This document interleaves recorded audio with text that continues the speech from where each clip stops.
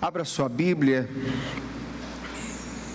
em João capítulo 3, Evangelho de João no capítulo 3, e hoje vamos fazer a leitura e a exposição dos versos 9 a 15. Vamos fazer essa leitura juntos.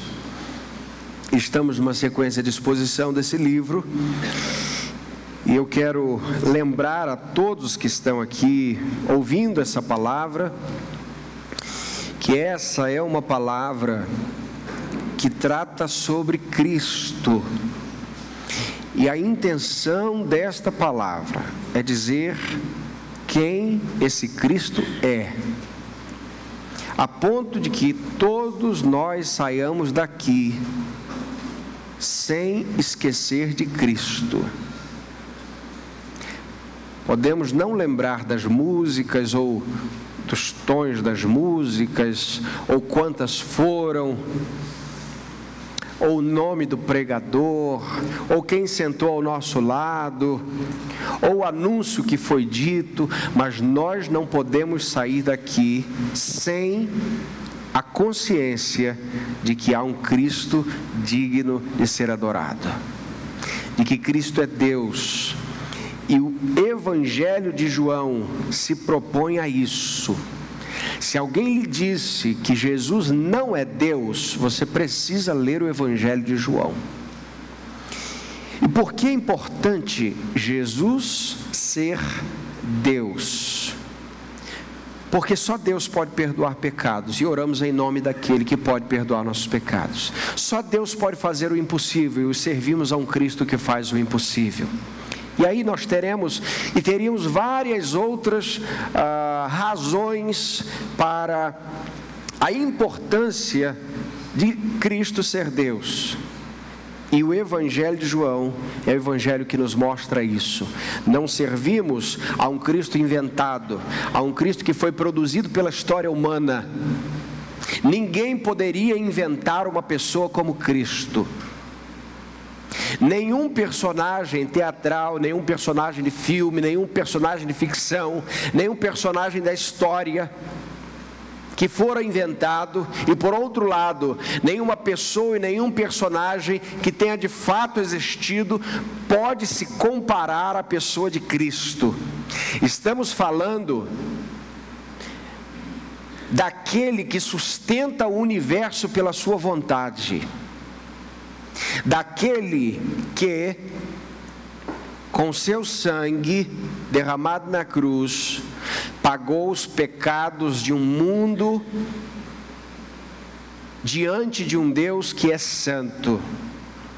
E quando nós lemos aqui no texto de João, e assim como em toda a Bíblia, mas especificamente o texto de João, nós vemos João mostrando um Cristo divino.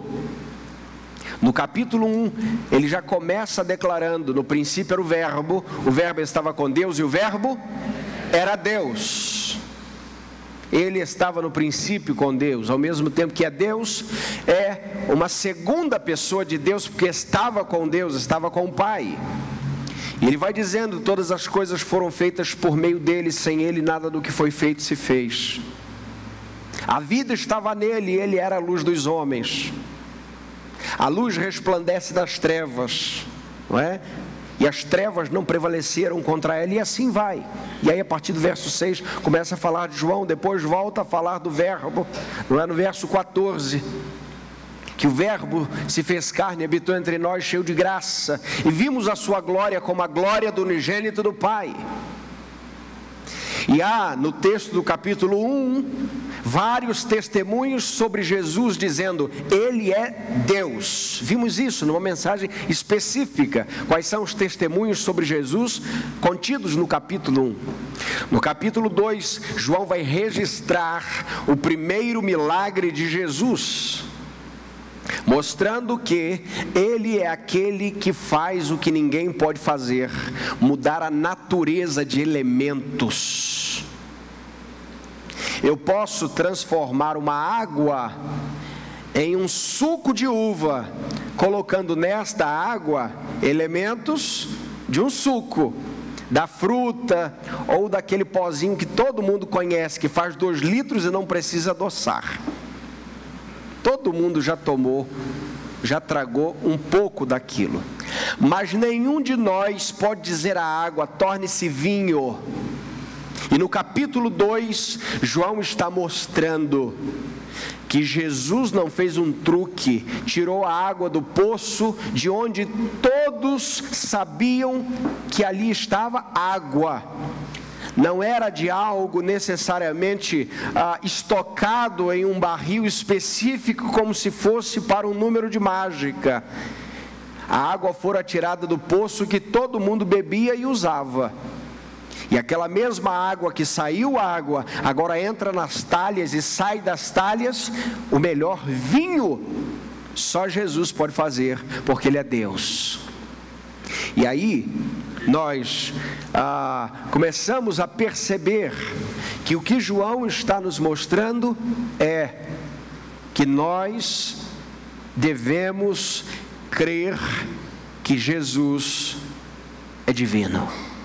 Não só divino porque vem de Deus, mas porque é Deus entre nós. É o Filho entre nós.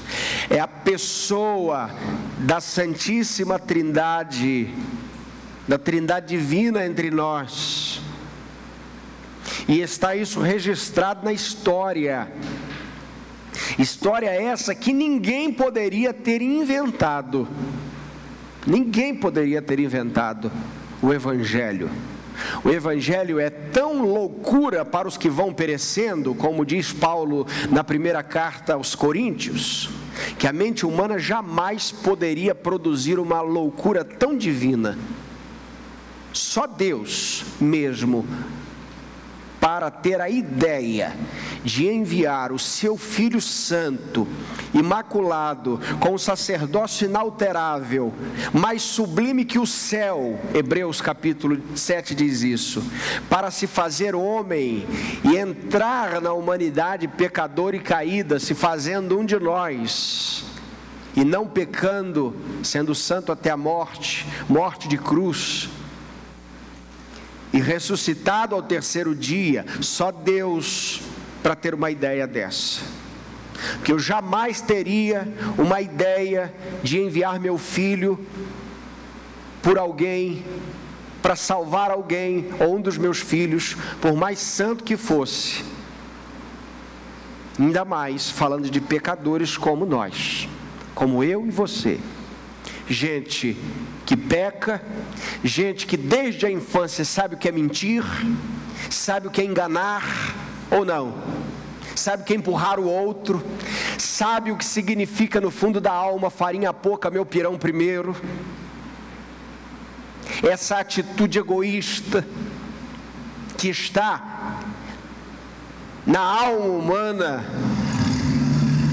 com esse cheiro que carregamos de Adão, até que Cristo nos visita em nossa história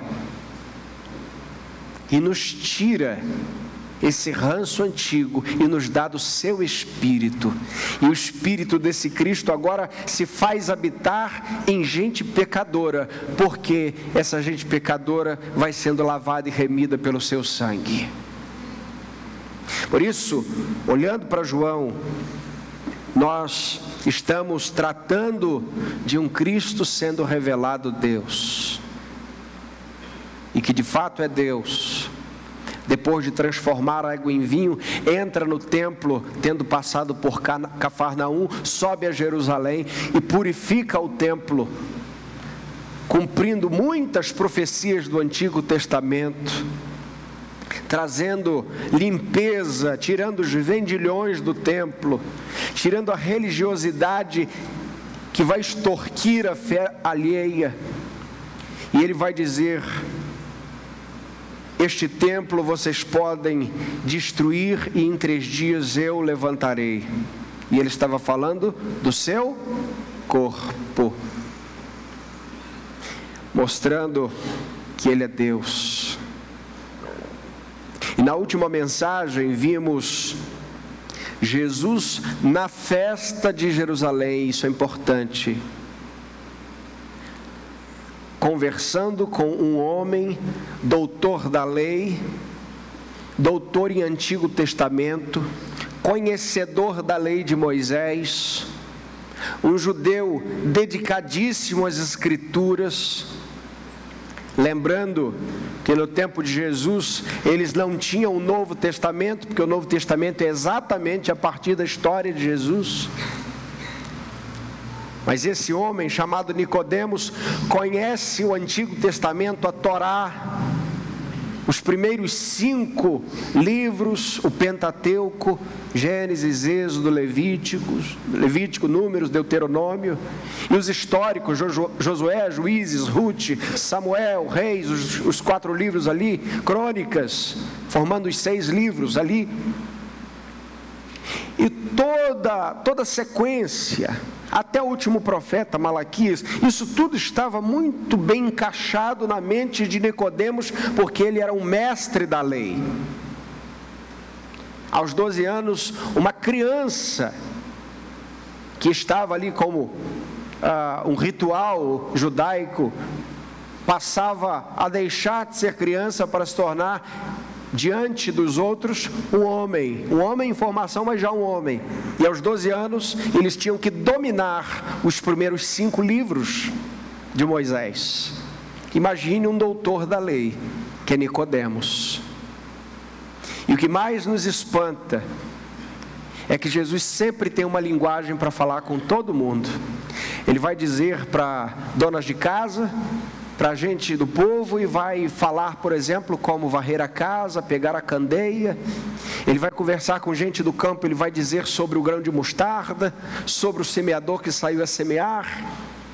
Ele vai adaptando, assim como entre os homens, como Deus deixou a sua glória, mas agora também falando na linguagem de cada um.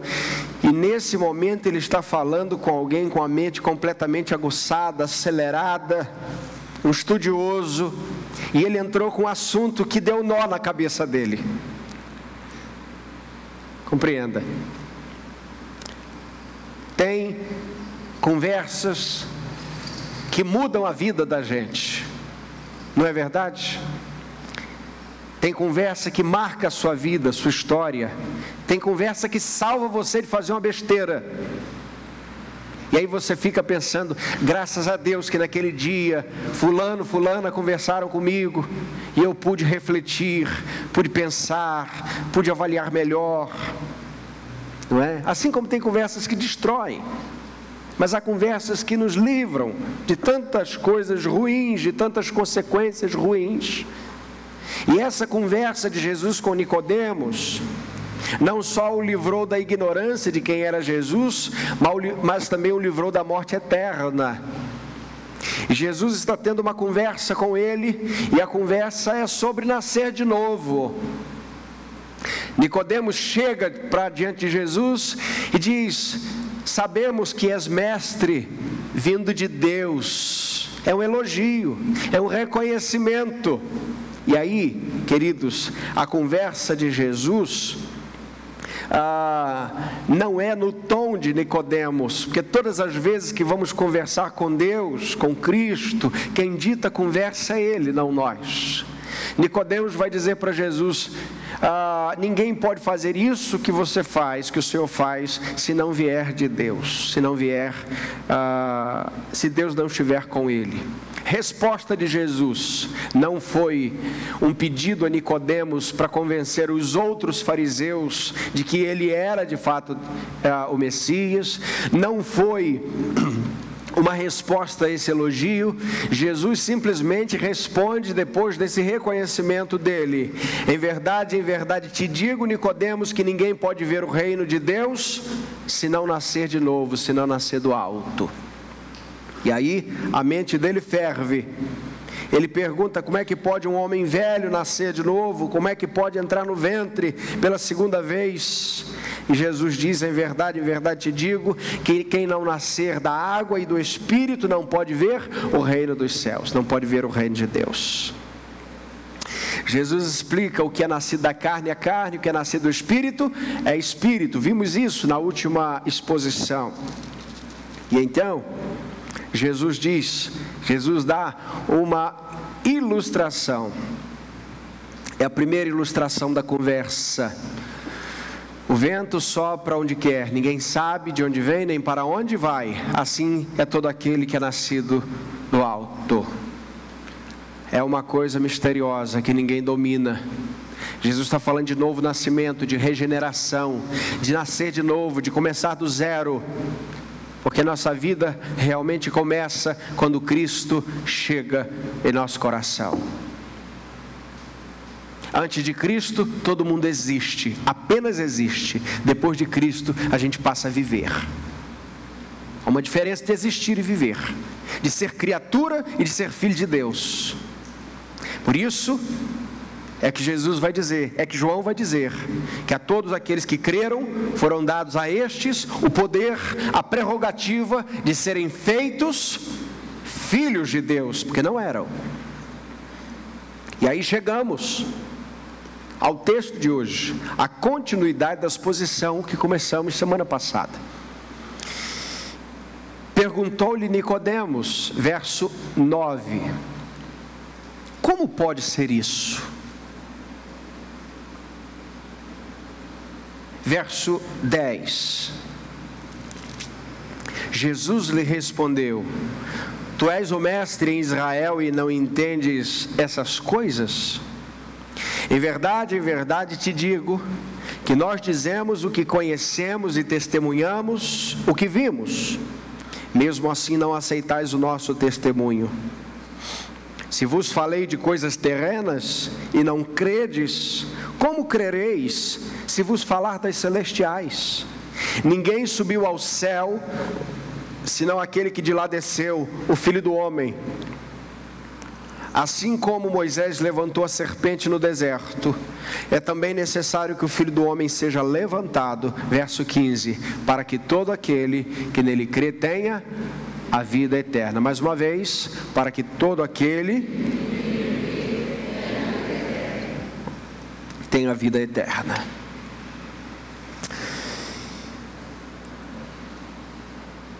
A pergunta de Nicodemos é: como pode? Ele já tinha perguntado no verso 4, como pode um homem velho nascer de novo?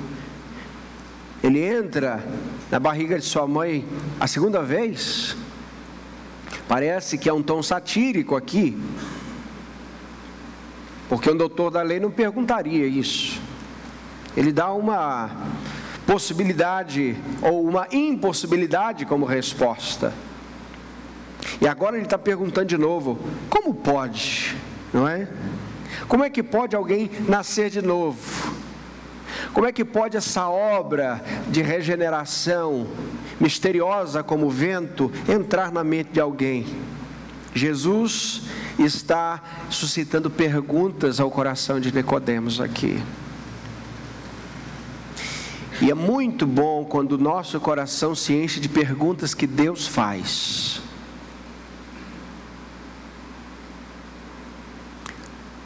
A primeira pergunta de Deus ao homem na humanidade está em Gênesis capítulo 3. Deus pergunta a Adão: Adão, onde estás? O que foi que fizeste? Depois ele pergunta a Caim: onde está o teu irmão? Precisamos prestar muita atenção nas perguntas que Deus faz em sua palavra. E Nicodemos aqui está fazendo perguntas. Como pode vir a acontecer? É ele que faz a pergunta. Como pode isso acontecer? Ele engole o orgulho. Imagine um doutor da lei agora tendo que fazer uma pergunta a um rabino que não era reconhecido no meio judaico, porque tinha uma regra.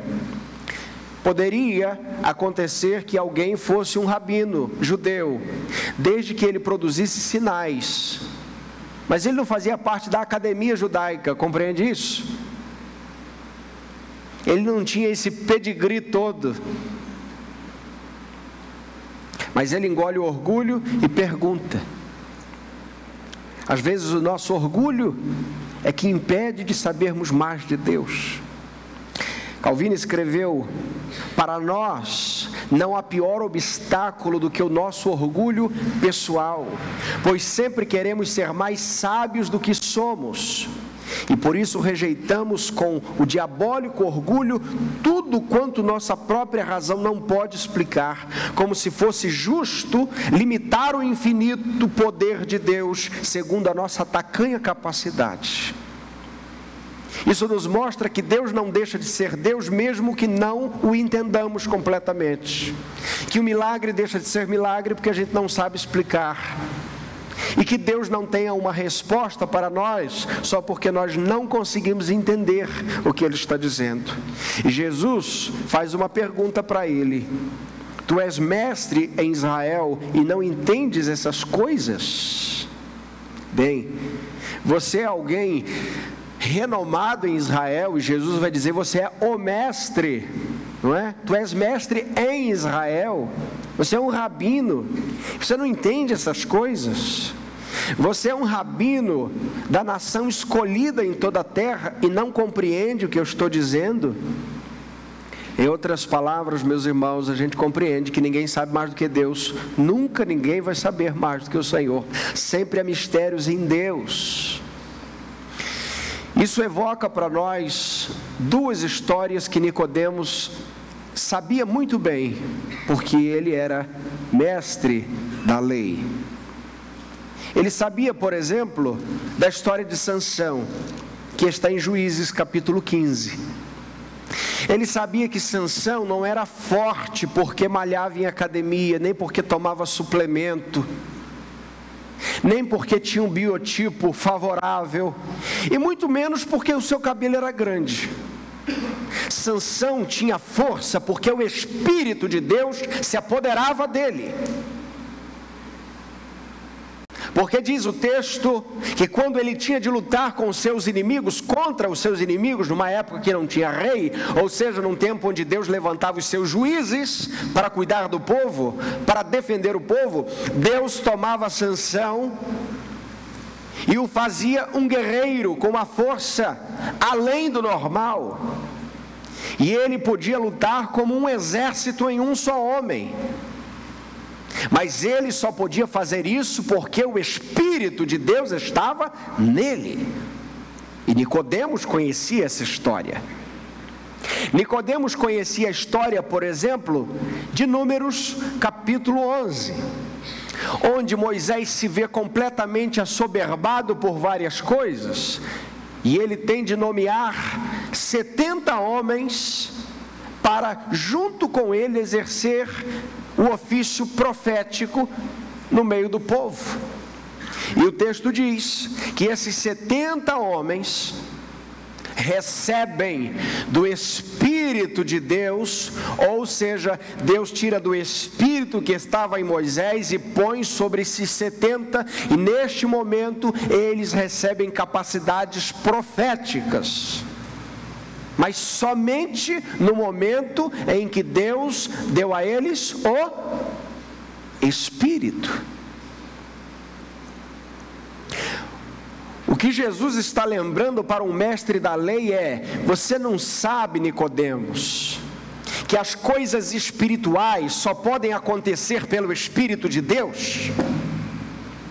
O que eu estou dizendo a você é coisa espiritual, não é de ventre, não é de capacidade de gerar, não é de voltar no tempo, mas é de nascer do alto, é de transformar completamente a sua vida. E aí, quando Jesus está mostrando essas realidades para ele, Jesus está dizendo: não foi pela força de Sansão, não foi pela coletividade dos homens, mas também não é pela tua inteligência, é pelo Espírito. Aponte na história da redenção alguém que tenha feito alguma coisa para Deus sem o Espírito. Aponte nas Escrituras alguém que pôde nascer de novo, começar uma vida com Deus, sem que o próprio Deus não derramasse sobre ele o seu Espírito. E nós estamos aqui falando de uma das doutrinas mais importantes do cristianismo, a regeneração. E o que é regeneração? É o ato de Deus fazer com que alguém nasça de novo. Regeneração. Necessário vos é nascer de novo. Nós podemos não entender muito bem sobre, por exemplo, doutrinas como estado intermediário. Tanta gente me pergunta, depois da morte, como é que acontece? Dorme, espera, vai para a glória, já ganha o corpo, vai a alma, não vai? Como é que é isso? Tanta gente com tanta dúvida sobre isso. E de fato não é um assunto assim tão fácil. Você pode não entender muito bem disso. Você pode não entender muito bem dos anjos, das cadeias de anjos, dos serafins, dos querubins, dos seres angelicais, dos seres celestiais, como os 4 seres viventes, se eles são dos 24 anciãos, dos 4 seres viventes, se eles são seres literais, se não são. Você pode ter dúvidas até quanto a isso, que um dia toda essa dúvida vai passar. Um dia nós estaremos, aqueles lavados e remidos pelo sangue de Jesus, e saberemos tudo quanto há na glória. Agora, nós não podemos ter dúvidas sobre uma doutrina tão importante que é a regeneração. É a obra de Deus na vida de alguém que precisa nascer de novo. E aqui, queridos, a gente compreende que todo aquele que deseja ver o reino de Deus precisa nascer de novo. Vamos juntos? Todo aquele que deseja ver o reino de Deus precisa nascer de novo, ganhar a nova natureza. E a gente só nasce de novo por conta da obra poderosa do Espírito Santo. Vamos repetir isso. Só se nasce de novo pela obra poderosa do Espírito Santo. Esse novo nascimento você não encontra em lugar nenhum. Você não pode nascer de novo nem fazendo uma cirurgia de coração. Tem gente que opera coração ou faz qualquer outra cirurgia que a coisa fica tão feia que diz o seguinte: a partir de hoje eu tenho 2 aniversários. Já ouviu isso? Nasci no dia X, mas eu comemoro também no dia Y, porque ele sentiu que ia e não foi. 2 aniversários. Aí quando encontra com Cristo é 3, ou são 3, perdoe-me os da gramática, são 3. Mas este novo nascimento, meus irmãos, minhas irmãs, esse novo nascimento é o que marca, é o que divide a sua história entre antes e depois de Cristo. É aquele que te dá a certeza que se você não puder fazer nenhum aniversário mais na sua vida, você já está garantido em Cristo, porque nasceu de novo. Meu aniversário está chegando. E se não chegar, estou garantido em Cristo, porque a promessa que foi feita a mim não é de fazer tantos anos de vida, mas é que eu tenho a vida eterna em Jesus. Esta é a garantia da regeneração, do nascer de novo. Jesus está dando a um mestre da lei uma aula sobre graça. Vamos repetir isso. Jesus está dando a um mestre da lei uma aula sobre graça. Necessário vos é nascer de novo. Em verdade, disse Jesus, te digo, nós dizemos o que conhecemos e testemunhamos o que vimos. Mesmo assim, não aceitais o nosso testemunho. Se vos falei das coisas terrenas e não credes, como crereis se vos falar das coisas celestiais?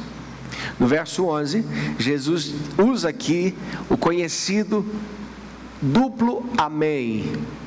No original aqui, uma tradução literal seria: amém, amém, eu te digo.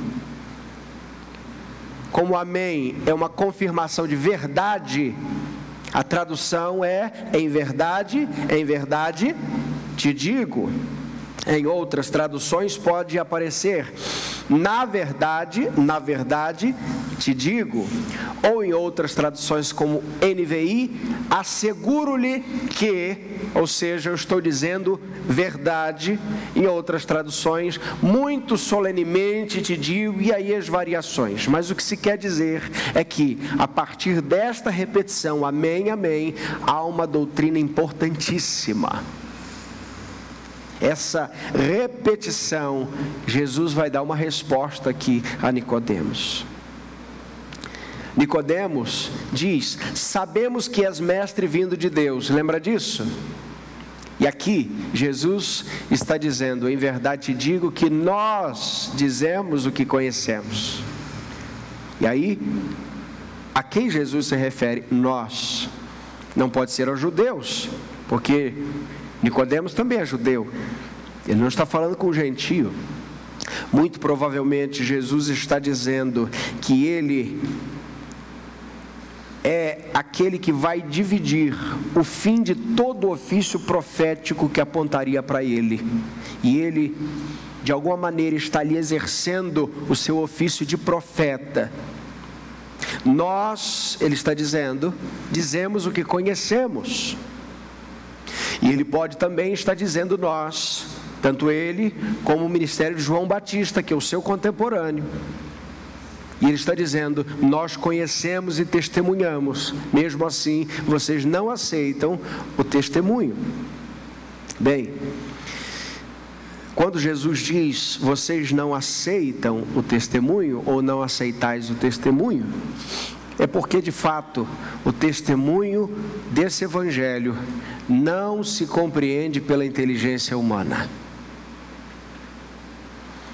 Quando o evangelho alcança a inteligência humana, ele faz dessa inteligência, dessa sabedoria, algo muito valioso. Mas somente a inteligência e a sabedoria humana não vale nada diante de Deus. Tiago vai dizer que essa sabedoria humana, ela é terrena, ela é animal e diabólica. Mas a sabedoria que vem de Deus é pura. E Jesus está tratando de uma sabedoria que vem de Deus aqui. Ele está dizendo: você não aceita o testemunho. Paulo vai dizer em 1 Coríntios capítulo 1, verso 20: por acaso Deus não tornou absurda a lógica deste mundo? Veja o que diz 2,14, leamos juntos. O homem natural não aceita as coisas do Espírito de Deus, pois lhes são absurdas. Não pode entendê-las, pois se compreendem espiritualmente. Mais uma vez, o homem natural, dá uma pausa, não aceita. Não é só, está tão difícil para eu entender, eu não aceito isso. O homem natural rejeita as coisas de Deus, pois lhes são absurdas, e não pode entendê-las. Por quê, gente? Porque são compreendidas espiritualmente. O que significa que nós precisamos do Espírito de Deus para entender as coisas de Deus. O que Jesus está dizendo é: Nicodemos, você não entende nem sobre o vento, você vai entender sobre o Espírito. Sabe qual é a palavra vento no original? Pneuma. Pneuma, para que a gente compreenda essa raiz, vai dar origem à palavra pneu, que tem ar dentro, isso é vento. Pneumonia, pneumático. E quando Jesus fala das coisas do Espírito, sabe qual é a palavra que Jesus usa? Pneuma. Aí dá um nó na cabeça dele, porque ele está falando de Espírito e de vento, e no grego as duas palavras são idênticas. O vento sopra onde quer. Aí ele fala, e o Espírito é assim. E aí o Nicodemos roda a cabeça dele. Ele não compreende isso. Jesus faz intencionalmente para humilhar a inteligência humana. Aliás, um livro, parêntese, que você pode ler, chama-se Inteligência Humilhada, de Jonas Madureira. Compre e leia, fecha parêntese. Importantíssimo. A nossa mente, meu irmão, minha irmã, não depende de diploma para entender as coisas de Deus e nem de saber ler. Apenas depende do poder do Espírito Santo. E aí, Jesus argumenta com ele. Ninguém subiu ao céu, senão aquele que de lá desceu. Quem? O Filho do Homem. Vamos ler juntos. Ninguém, senão quem? O Filho do Homem. Chegamos a um ponto onde Jesus declara-se Deus. Veja, Filho do Homem é uma expressão para tratar sobre Deus. No Antigo Testamento, nós vamos ver isso também no Novo Testamento. Ninguém subiu ao céu. João está começando a registrar: Jesus é Deus, mais uma vez. William Hendricks escreveu assim: para ter as informações de primeira mão sobre tais assuntos celestiais, é preciso ter estado presente na sala do trono de Deus quando tais decisões foram tomadas. Havia alguém presente com o Pai quando se elaborou o plano centralizado no decreto de enviar o Filho ao mundo para tomar sobre si a maldição e libertar o homem? Havia alguém com o Pai quando essa decisão foi tomada? Sim, havia alguém, aquele que desceu do céu, o Filho do Homem. Compreenda o que está em Daniel capítulo 7. Quem é o Filho do Homem? O texto diz, versos 13 e 14: alguém parecido com o Filho do Homem via nas nuvens do céu, e foi-lhe dado domínio e glória e um reino, para que todos os povos, nações e línguas o servissem. Alguém pode servir outro ser que não seja Deus sem ser idólatra? Não. O que o texto está nos mostrando é que o Filho do Homem, aquele que desceu do céu, é digno de ser servido, porque Ele é Deus. E foi-lhe dado um domínio e glória, um reino, para que todos os povos, nações e línguas o servissem. O seu domínio é um domínio eterno, não passará, e o seu reino é tal que não será destruído. O Filho do Homem está aqui. Mateus cita essa expressão sobre Jesus, ou melhor, o próprio Jesus cita essa expressão Filho do Homem profeticamente. E agora você entendeu que Daniel mostra o Filho do Homem como sendo o Senhor. Mateus usa essa expressão ou registra 29 vezes, Marcos 13 vezes, Lucas 27 vezes e João 13 vezes. Perceba que o que Jesus está dizendo para Nicodemos, ou seja, se chamando de Filho do Homem, é: eu sou Deus. Compreende? Não é uma figura inventada. Os evangelhos dizem, por exemplo, ou registram que o Filho do Homem tem poder de perdoar pecados, que o Filho do Homem é Senhor do sábado, que o Filho do Homem seria ressuscitado dentre os mortos, que a vinda do Filho do Homem seria como os dias de Noé, e que o Filho do Homem veio buscar e salvar o que se havia perdido. Isso é lindo. Estevão está sendo martirizado, e quando nós lemos o capítulo 7 de Atos, no verso 56, veja que coisa formidável. Estevão enxerga na glória o Filho do Homem assentado à destra do Pai. E Jesus está se chamando aqui do Filho do Homem. Jesus está dizendo: ninguém subiu, senão aquele que de lá desceu.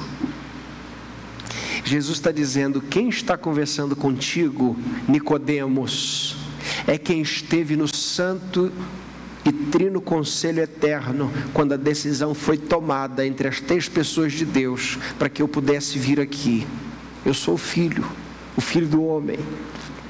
Apocalipse capítulo 14, no verso 14, vai dizer que numa nuvem branca, assentado, estava alguém semelhante ao Filho do homem, com uma coroa de ouro sobre a cabeça e uma foice afiada na mão. E você fica pensando: nossa, uma foice na mão? Fica parecendo uma coisa assim de filme de terror. Olha como o diabo é sujo. Ele quer reverter as figuras celestes. A figura da foice não é figura de morte, é figura de juízo e de colheita. Compreende? É por isso que ele tem uma foice afiada nas mãos. O Filho, assentado em glória. E aí Jesus dá mais uma ilustração para o Nicodemos. Quase que tem que desenhar para ele. Um homem tão inteligente e tão raso nas coisas espirituais. Jesus já deu a ilustração do vento, agora vai dar uma ilustração na história da redenção. E ele diz: assim como Moisés levantou a serpente no deserto, leia comigo, também é necessário que o Filho do homem seja levantado, para que todo aquele que nele crê tenha a vida eterna. E aí confundiu tudo, ou explicou tudo de uma vez, porque Nicodemos sabia muito bem dessa história aqui. E que história é essa? Números capítulo 21, dos versos 4 a 9, diz assim: então partiram do monte de Or, pelo caminho que vai ao Mar Vermelho, contornando a terra de Edom. Mas o povo ficou impaciente no caminho e queixou-se de Deus e de Moisés: por que nos fizeste sair do Egito para morrermos no deserto? Pois aqui não há pão nem água, e estamos enjoados desse pão miserável. Dorme com esse barulho. Tem hora que você fala assim: se eu sou Deus numa hora dessa. Graças a Deus que só Deus é Deus, aleluia. Porque tem hora que, se não fossem as misericórdias do Senhor, nós mesmos é que já teríamos sumido do mapa. Então o Senhor mandou contra o povo serpentes venenosas que começaram a morder as pessoas, e morreu muita gente em Israel. Então o povo foi a Moisés e disse, eles sabiam por que as serpentes, dá uma olhada: pecamos, porque nos queixamos do Senhor e de ti. Ora ao Senhor para que afaste de nós estas serpentes. E Moisés orou pelo povo, homem de Deus. Então o Senhor disse a Moisés: faz uma serpente de bronze e põe-na sobre uma haste, e acontecerá que todo aquele que for mordido e olhar para ela preservará sua vida. E Moisés fez uma serpente de bronze e a colocou sobre uma haste. E acontecia que, quando uma serpente mordia alguém, a pessoa olhava para a serpente de bronze e a sua vida era preservada. Bem, voltando ao texto de João 3. Nicodemos, assim como Moisés levantou a serpente no deserto, também é necessário que o Filho do Homem seja levantado, para que todo aquele que nele crê tenha a vida eterna. Ficou claro? Ficou claro que um povo que murmura, um povo pecador, um povo que transgride contra Deus, só pode ter vida se olhar para Jesus. A serpente tinha poder? Não. Deus levanta a serpente no deserto como sinal de graça que um dia ainda haveria de chegar em Cristo, porque todos aqueles que olhassem para Cristo teriam vida eterna. Não precisava de mandinga, não precisava de como é que se dá o nome desse negócio que faz superstição, não precisava de essas coisas que fazem assim, bota um copo aqui, uma ferradura ali, como é o nome disso? Simpatia, que de simpático não tem nada. Era olhar. Olhar. Qual é o trabalho que se tem para olhar? Uma criança consegue olhar?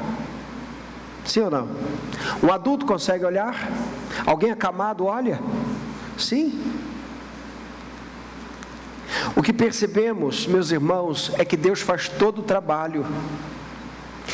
E para um povo murmurador, só a graça de Deus. Para a gente caída no pecado, só um Deus que toma a iniciativa de gerar vida. Nicodemos, você precisa compreender que o Filho será levantado, e ele está dizendo aqui, da morte de cruz, mas também levantado e exaltado em sua glória, sendo ele ressurreto, para que todo aquele que nele crê tenha vida eterna. É o Evangelho trazendo a visibilidade do Cristo que salva. Isso nos mostra também que a salvação de Deus não foi algo improvisado. Vou repetir isso. Deus não improvisou um Salvador. Compreende?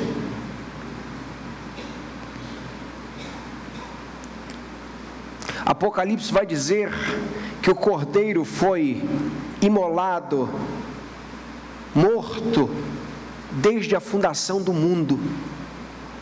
Antes de Deus fazer esse mundo, Ele já tinha decidido dar o seu Filho para morrer por nossos pecados. A grande questão não é por que Deus deixou a humanidade pecar. A grande questão é por que Deus, antes que nós pecássemos, já tinha decidido entregar o seu Filho desde a eternidade. Essa é a pergunta. Há uma pergunta que antecede essas perguntas tolas: por que Deus deixou o pecado entrar no mundo? Por que essas coisas rasas que não levam a lugar nenhum? A grande questão é por que um Deus tão santo, justo, ao olhar para nós seria completamente justo enviar toda a humanidade para o inferno, ainda decide mandar o seu Filho e levantá-lo numa cruz para salvar gente como nós. Isso é loucura do Evangelho, e a gente só consegue entender isso pelo Espírito Santo. Compreende? É o Espírito de Deus. É o Espírito que invade a inteligência humana, humilhando todas as questões sensoriais, intuitivas, e humilhando também o ego de Adão, e agora implantando uma nova mente, a mente de Cristo. Aplicações finais, práticas para a nossa vida. Primeiro, Deus não deixa de ser Deus quando nós não o entendemos. Deus é Deus, e nem tudo que Deus faz e o que fala compreendemos, mas uma coisa é certa: nós já compreendemos o suficiente, está registrado na sua santa palavra. Muito do próprio Deus está completamente encoberto, mas aquilo que dele mesmo ele já revela, já é suficiente para salvar esse tanto de gente pecadora e que murmura tanto.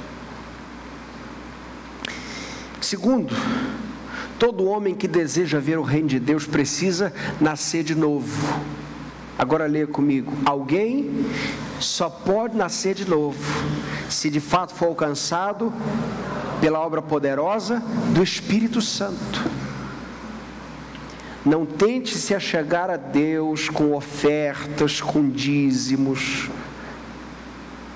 com sacrifícios tolos, com um voto disso ou daquilo, tentando convencer Deus. Se o Senhor salvar meu filho ou minha filha, eu vou te servir. Porque para servir a Deus, você não precisa que o Senhor salve alguém, ou até você mesmo de alguma enfermidade. Ele já entregou o Filho dele na cruz, e isso basta. A única negociação que se fez com Deus foi quando o próprio Deus começou a negociação. Ainda que os vossos pecados sejam vermelhos como a escarlate, se tornarão brancos como a lã. Ou seja, dá a mim o seu pecado e eu lhe dou a graça. Nós não temos nada para dar para Deus, nada para oferecer para o Senhor. Por isso, nenhum tipo, é claro que o próprio Deus leva aos corações algumas resoluções, algumas decisões importantes, não é? O próprio Senhor vai colocando no coração das pessoas, e aí no momento de amargura, quem sabe, uma oração surge de entrega, mas isso não é o início da salvação. O início da salvação é aquele momento onde o Espírito Santo entra convencendo do pecado, da justiça e do juízo. Isso é nascer de novo. Terceiro, é Deus que cura um povo rebelde e pecador. Vamos repetir isso. É Deus que cura um povo rebelde e pecador. Jesus faz menção às serpentes do deserto. E as serpentes abrasadoras, como diz o texto, vão agindo ali no meio do povo, muita gente é ceifada, e veja como o coração do povo era duro, porque muita gente precisou morrer para eles pedirem perdão. Se tivessem um coração inclinado para o Senhor, só de ver o perigo já teriam corrido para o Senhor, ou só do aviso, mas eles pagaram para ver. E eles tiveram então que olhar para aquela serpente que não tinha poder nela, mas que estava apontando para Cristo, que seria levantado. Perceba, naquele momento, meus irmãos, minhas irmãs, Deus dá àquele povo uma cura física, mas em João capítulo 3, Jesus está falando de uma cura espiritual, que não tem que olhar para a serpente mais. Aliás, essa serpente depois deu o maior problema, que teve que ser depois tirada do meio do povo, que começou a gerar idolatria. E às vezes nós nos ligamos muito mais àquilo que Deus nos dá do que necessariamente ao próprio Deus que dá todas as coisas. É Deus que cura um povo rebelde e pecador. E como é que Deus cura esse povo espiritual e eternamente? De maneira espiritual e de maneira eterna.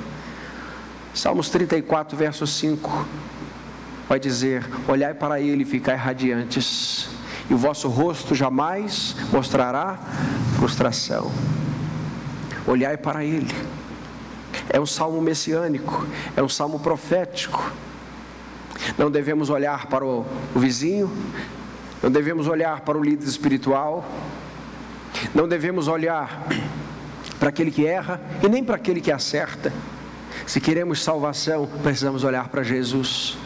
E muitos caem no caminho, porque olham aqui e ali uma figura humana, que ora erra e que ora acerta. O autor de Hebreus vai dizer: ora, a fé é o firme fundamento das coisas que se esperam e a prova das coisas que não se veem. Como é que olha para aquilo que você não vê?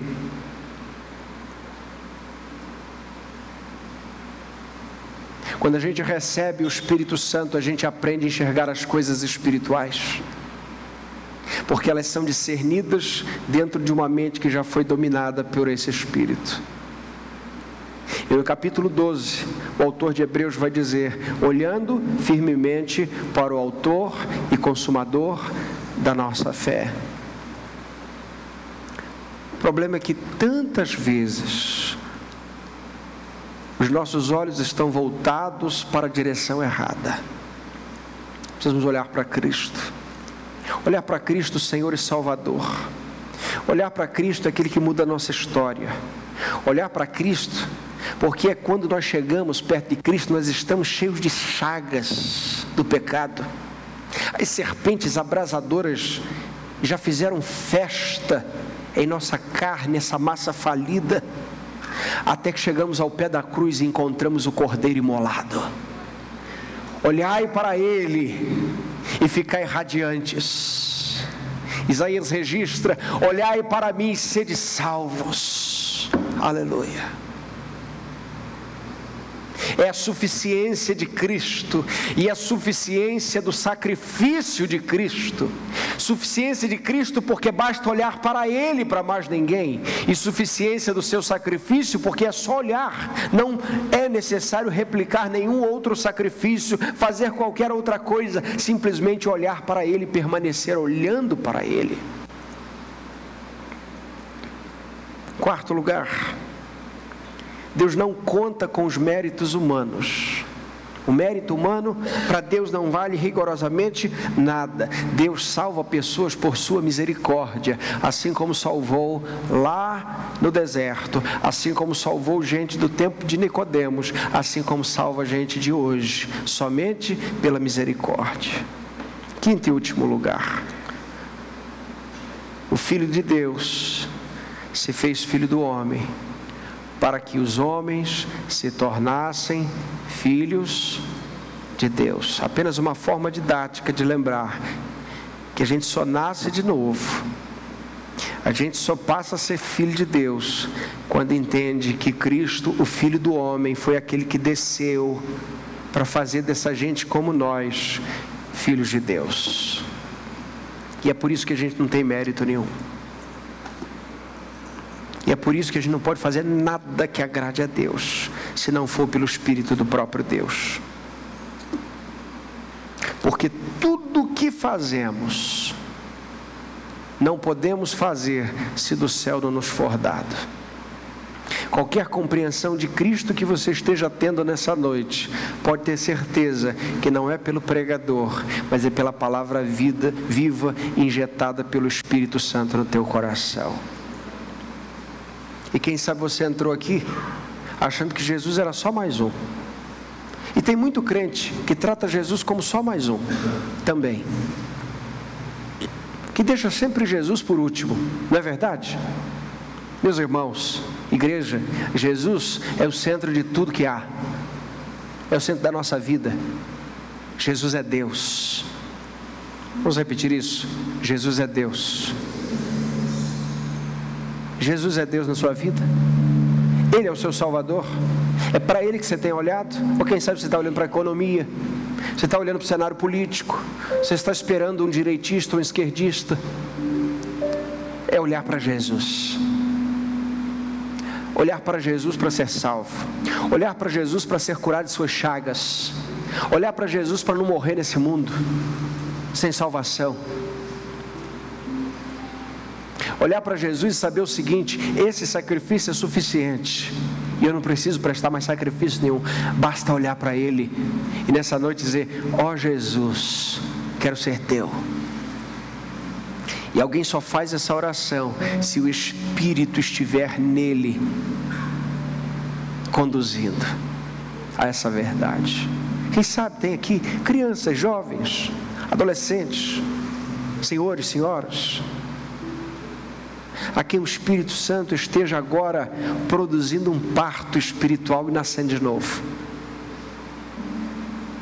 E não se engane, às vezes o Senhor faz isso com gente que já é até batizada, gente que é velha de igreja, nasce de novo, pouco tempo, porque batismo não salva ninguém, porque tem que nascer da água, mas também tem que nascer do Espírito. Que Deus nos abençoe nessa noite, e que Ele seja exaltado entre nós, e que Ele salve os perdidos, acalme os desesperados, mas também traga sensação de urgência a todos aqueles que estão ainda achando que há tanto tempo para olhar para Jesus. Só temos um dia na nossa vida. Qual é? hoje. Dia desses, os meninos lá em casa disseram assim: nosso carro podia ser aquele carro tal. Eu disse: filho, vem cá, sente aí. Deixa eu lhe dizer algumas coisas. Primeiro, o melhor carro é o que nós temos, porque o do outro é o do outro, o nosso é o nosso. O carro melhor desse mundo chama-se, e eu dei o nome do nosso carro, porque foi esse que Deus nos deu para agora. Segundo lugar, o dia mais importante e o dia mais especial da nossa vida chama-se hoje.